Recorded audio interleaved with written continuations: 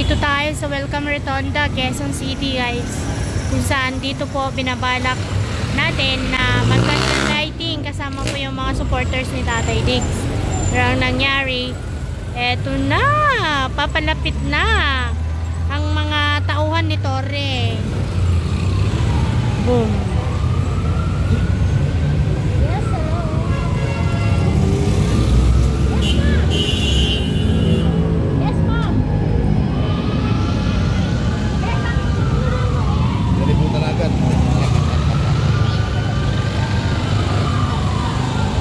Ibinuto ninyo, hindi ngayon napilitan yung matanda na tumarin yung pangako niya. May dangal eh, may prinsipyo eh. Pinangako ko to, hindi tinupad. O, tinupad, 16 million na bumoto. Kayo ang may kasalanan doon. O, hindi naman yun politiko na katulad ng iba na ipapangako yung langit at lupa. O, sasabihin, gawing 20 mo diba? Mangangako, maraming politiko nangako, ipinangako, langit, lupa. Impyerno pala ang tatupad. Utang ina, impyerno pala.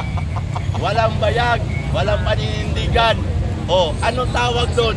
Ang mga Pilipino kasi naniniwala sa may mga formang mga politiko, nakaparong, oligarko, galing sa mga elitista, mga pamilya. Tapos yan ang tamang leader. Yung presidente si Duterte, hindi ganun. Pero marunong tumupad ng pangako. Anong sabi niya noong 2016? Kasi ako 35 na ako. Hindi yung pwede sabihin na wala talaga akong alam. Mulat na din ako noon, nung panahon na yon. Ilan na din mga kapitbahay namin na magulang umiiyak. Nasisipayo yung damdamin kasi nag-retire teacher, nag-retire police. Yung anak na biktima ng droga. Alam nyo ba kung anong nangyayari? Pag magulang hindi makabigay ng pera, sinasaktan yung magulang. Tinitibag yung pader para makakuha ng bakal, para lang ibenta sa maging kalakal. Pagkatapos, ano mangyayari? Ibibili ng droga. Kaya ang daming pamilya na nawasak dahil sa droga. Sino humiling? Sino ang humiling na magkaroon ng drug war? Hindi si Duterte.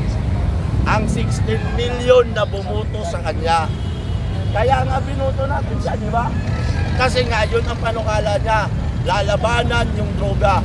Ito ay magiging madugo. Putang ina, pumayag naman kayo. Binuto ninyo. Sabi nga madugo, di kayo mga 16 million, kayo ang may kasalanan kung bakit nandoon yung matanda. Pagkatapos nasa bahay lang kayo, hindi nyo naman kayang ipaglaban yung lumaban para sa inyo. Yung tumupad sa pangako niya at nanindigan at may dangal, ipinaglaban kayo, nasan kayo ngayon? Diba? Wala, hindi. Kasi wala na din kayong pagiging pusong bayani. Wala na. Kung hayaan natin ngayon, sa mangyayari ngayon, sino pa ang Rodrigo Duterte na titindig sa susunod na henerasyon pag lumagana muli ang droga? Sa tingin mo, yung mga politiko na yan, sasabihin nila makikipagdigma sila sa droga? Nangyari na yan panahon ni Iraq, kay Gloria, kay Pinoy. May totoo bang lumaban sa droga? Wala. Pagkos palala ng palala, yung pulis naging protektor din ng droga, yung mga mayor naging protektor ng droga. Sino lang ang totoong lumaban patungkol sa droga? Si Rodrigo Roa Duterte. Yun ang kanyang panukala, nalalabanan niya, bumuto kayo.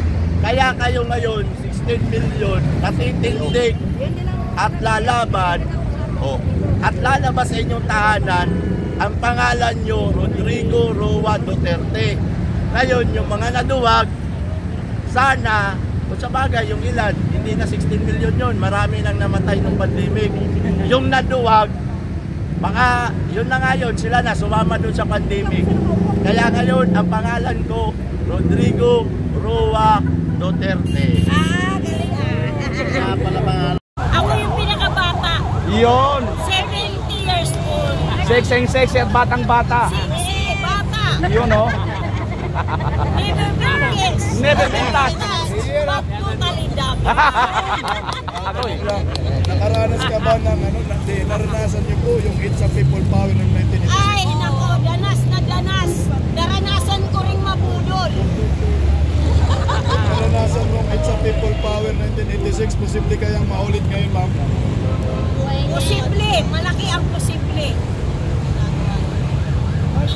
Ano po mensahe niyo kay BBM sa ginawa niya kay President Duterte?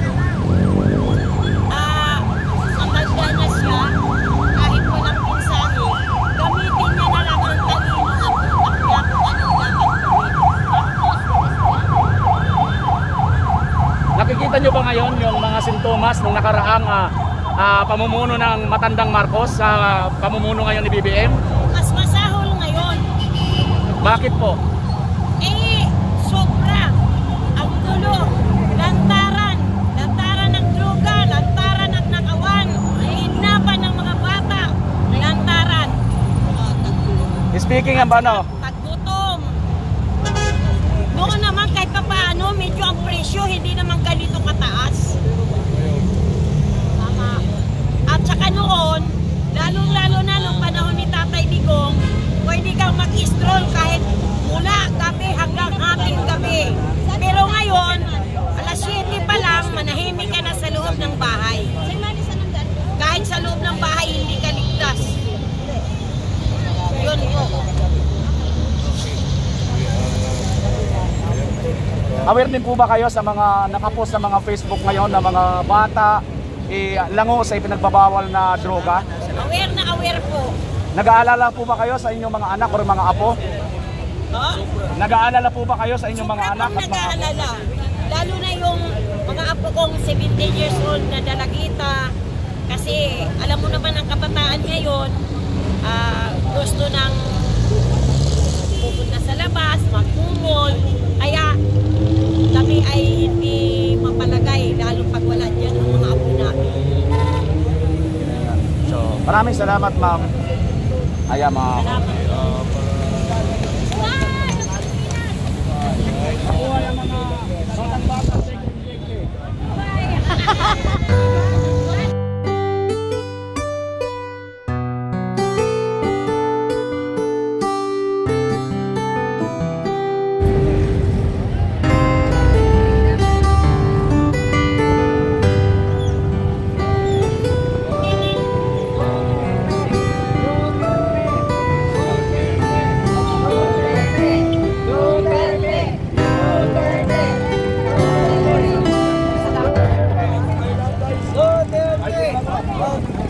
Pwede dito tayo lahat. Sigaw lang tayo dito.